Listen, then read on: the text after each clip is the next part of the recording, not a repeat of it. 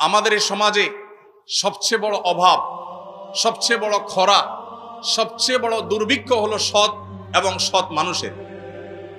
আমাদের অনেক পরে স্বাধীনতা অর্জনকারী পৃথিবীর বহু দেশ আমরা খুঁজে পাই, যে দেশ আমাদের চাইতে অর্থনৈতিকভাবে, জ্ঞানে বিজ্ঞানে, তথ্য প্রযুক্তিতে, অবকাঠামোতে, গবেষণাতে, অন্য অনেক সেক্টরে তারা আমাদের চাইতে বহুগুণ এগিয়ে গেছে। যারা পৃথিবীর বিভিন্ন দেশ সফর করেন, ভ্রমণ করেন, তারা ভালো বলতে পারবেন যে আমাদের প্রিয় স্বদেশ, এদেশের মানুষের মধ্যে যে পরিমাণ পরিশ্রম করবার মানসিকতা আছে, আমাদের মিডল ইস্টে বা বিভিন্ন দেশে থাকা প্রবাসী ভাইদের যে অক্লান্ত পরিশ্রম, তাদের যে ঐকান্তিক প্রচেষ্টা, সেগুলো দেখলে দিনের আলোমতে পরিষ্কার হয় যে এদেশের মানুষ পরিশ্রম করে সচ্ছলতা এবং সমৃদ্ধি আনার জন্য চেষ্টা করতে চায়। দুর্ভাগ্যজনক বাস্তবতা, দুর্নীতি, অনিয়ম, অপশাসন এগুলো আমাদেরকে পিছিয়ে রেখেছে।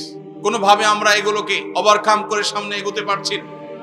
যার যেখানে যতটুকু ক্ষমতা আছে সে সেখানে ততটুকু অন্যায়, সে ততটুকু দুর্নীতি, সে ততটুকু তার অন্যায় শক্তির ব্যবহার সে করে।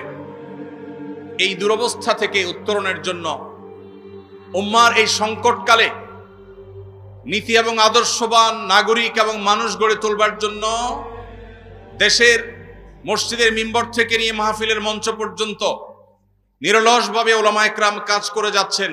আজ বহু বছর, বহু যুগ ধরে প্রতিটা মাহফিলে, জুমার প্রতিটি মিম্বরে, মিডিয়ায় উলামায়ে কেরামের প্রতিটি কথায়, বক্তব্যে, প্রতিটি লেখনীতে, প্রতিটি প্রচেষ্টায় তারা সবসময় চেষ্টা করেন কিভাবে এদেশের মানুষকে আল্লাহ ভীরু করা যায়, মুত্তাকি করা যায়, পরহেজগার করা যায়, তাদের আকীদাকে বিশুদ্ধ করা যায়, তারা আম্বিয়া আলাইহিস সালামের আদর্শের অনুসারী হতে পারে, তারা কিভাবে সাহাবায়ে কেরামের আদর্শের অনুসারী হতে পারে, যেই সাহাবায়ে কেরাম আহলুস সুন্নাহ ওয়াল জামাআতের কাছে সৎ সঠিকতার সবচেয়ে বড় মাপকাঠি। নবী সাল্লাল্লাহু আলাইহি সাল্লামের পর কোরআন এবং হাদিসকে বুঝবার জন্য যাদের বুঝ আমাদের জন্য সবচেয়ে বড় মেয়ার এবং মাপকাঠি, সেই সাহাবায়ে কেরামের পথে, সুন্দরের পথে, ন্যায়ের পথে, সততার পথে, নিষ্ঠার পথে এদেশে মানুষকে আনবার জন্য মাহফিলগুলোতে, মিম্বরগুলোতে, মাদ্রাসাগুলোতে, বিভিন্ন দ্বীনি প্রতিষ্ঠানগুলোতে উলামায়ে কেরাম কাজ করে চলেছে।